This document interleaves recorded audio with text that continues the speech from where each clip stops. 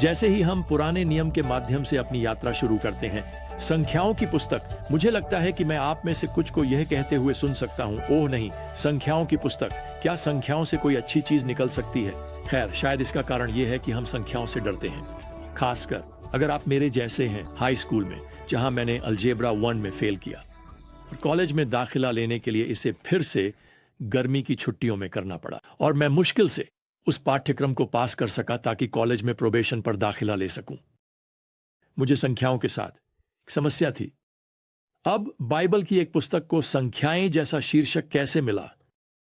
खैर, इसका सरल उत्तर यह है, कई शताब्दियों पहले जब पुराने नियम का हिब्रू भाषा से ग्रीक भाषा में अनुवाद किया गया, तो ग्रीक अनुवादकों ने इस पुस्तक का नाम एरिथमॉई रखा। यह हमें अंकगणित शब्द देता है और इसे अंग्रेजी में संख्याएं के रूप में अनुवादित किया गया है। अब यह शीर्षक इसलिए चुना गया क्योंकि एक राष्ट्रीय जनगणना लोगों की संख्या पुस्तक की शुरुआत करती है और एक और जनगणना पुस्तक के अंत में होती है। इस पुस्तक का हिब्रू शीर्षक बी मिडबार है, जिसका मतलब है जंगल में, और वह नाम इसलिए चुना गया क्योंकि अध्याय 1 और श्लोक 1 इस तरह से शुरू होता है, भगवान ने मूसा से सीनाई के रेगिस्तान में बात की। अब संख्याओं की पुस्तक में जो कुछ भी होता है वह पूरी तरह से रेगिस्तान में होता है।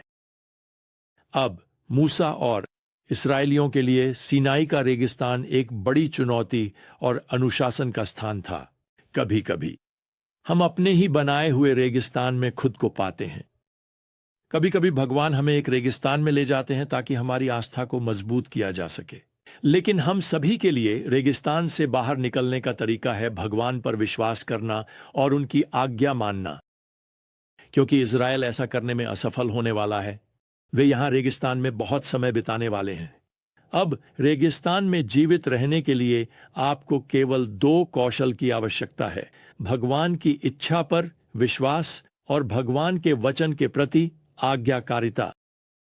खैर, इस पुस्तक की शुरुआत में हमें इज़राइल की पहली संख्या दी गई है और इसके लिए हमें कारण बताया गया है। यहां भगवान श्लोक 2 में बोलते हैं, इज़राइल के लोगों की सभी सभा का जनगणना करें, जातियों के अनुसार, नामों की संख्या के अनुसार, हर पुरुष जो 20 साल का और उससे ऊपर है इज़राइल में, जो युद्ध के लिए सक्षम है।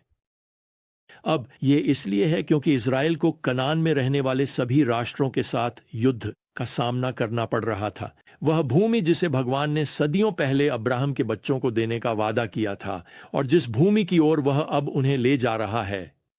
कनान में रहने वाले कनानी लोगों ने इस भूमि को बुराई और मूर्ति पूजा से प्रदूषित कर दिया था और अब ये बुरे राष्ट्र जानते थे कि क्या आने वाला है। उन्हें पता था कि उनके पास कौन आ रहा है। वास्तव में वे अपने हथियार डालने, अपने पापों के लिए पश्चाताप करने और अब्राहम के भगवान के सामने समर्पण करने का विकल्प चुन सकते थे, लेकिन वे ऐसा करने वाले नहीं हैं। ठीक वैसे ही जैसे आज की दुनिया अपने जीवन को भगवान के हवाले करने के लिए तैयार नहीं है। वे भगवान से लड़ना पसंद करेंगे बजाय इसके कि अपने हथियार डालें और उनकी नेतृत्व का पालन करें।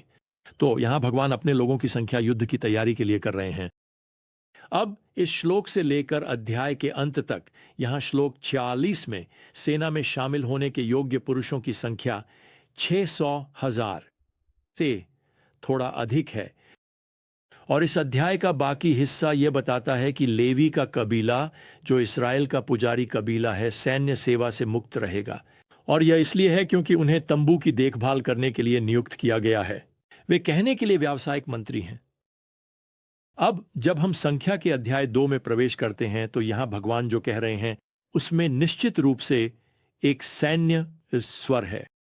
श्लोक 2 में कहा गया है, इज़राइल के लोग प्रत्येक अपने अपने ध्वज के अनुसार अपने पिता के घरों के बैनरों के साथ शिविर लगाएंगे।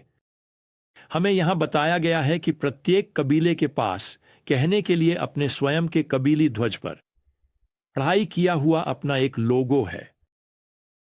अब इस अध्याय का बाकी हिस्सा बताता है कि शिविर को कैसे व्यवस्थित किया जाना है, जिसमें तंबू बीच में होगा और 3 कबीले पूर्व में, 3 कबीले पश्चिम में और इसी तरह शिविर लगाएंगे।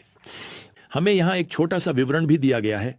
ध्यान दें कि श्लोक 2 के अंत में वे हर तरफ बैठक के तंबू की ओर मुंह करके शिविर लगाएंगे। अब बैठक का तंबू, तंबू का एक और नाम है।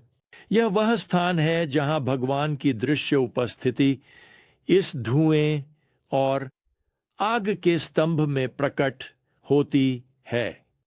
हर कबीला इस तरह से स्थित किया जाएगा कि हर घर के तंबू का फटा भगवान की उपस्थिति की ओर खुले। वे भगवान की उपस्थिति के बादल को देखे बिना अपना दिन शुरू नहीं कर सकते।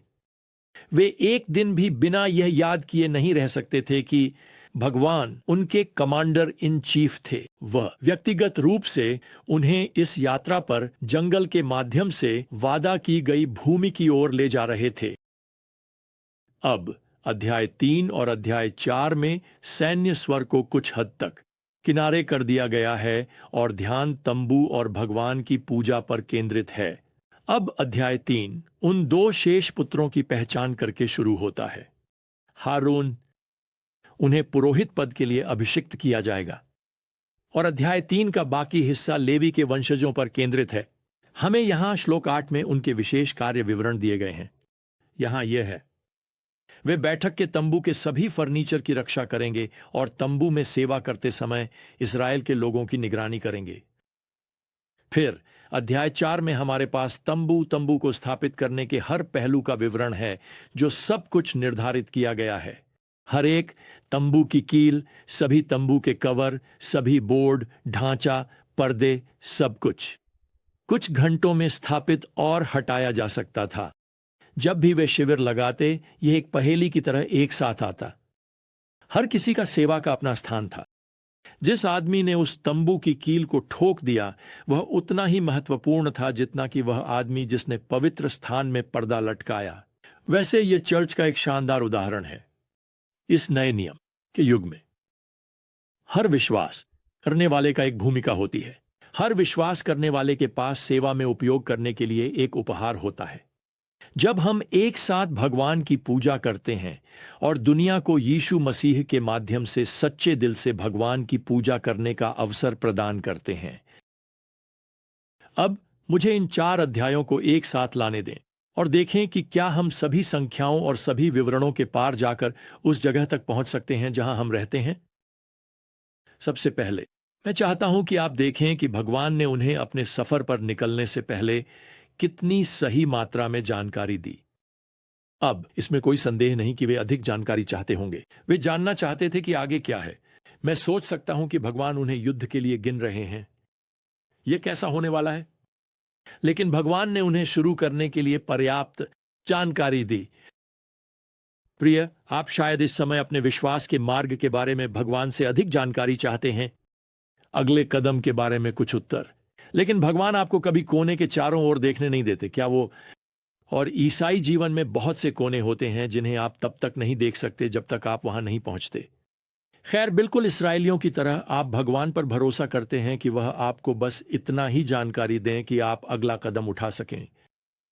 दूसरे, इस्राएल की यात्रा के दौरान हर बार जब वे एक नया दिन शुरू करते थे, मुझे यह पसंद है कि वे भगवान के पवित्र स्थान तंबू की ओर मुंह करते थे। यह हमारे लिए एक शानदार याद दिलाने वाला है। हर दिन हमारे सामने के दरवाजे से बाहर मत निकलो। बिस्तर से उठने से पहले भगवान से ज्ञान और दिशा के लिए मत देखिए। मुझे उस महान भजन की याद आती है जो हमें हमारे कृपालु भगवान पर निर्भर रहने के लिए बुलाता है। वह जीवन के हर कोने पर हमें विश्वासपूर्वक मार्गदर्शन कर रहा है और यह इस तरह से चलता है।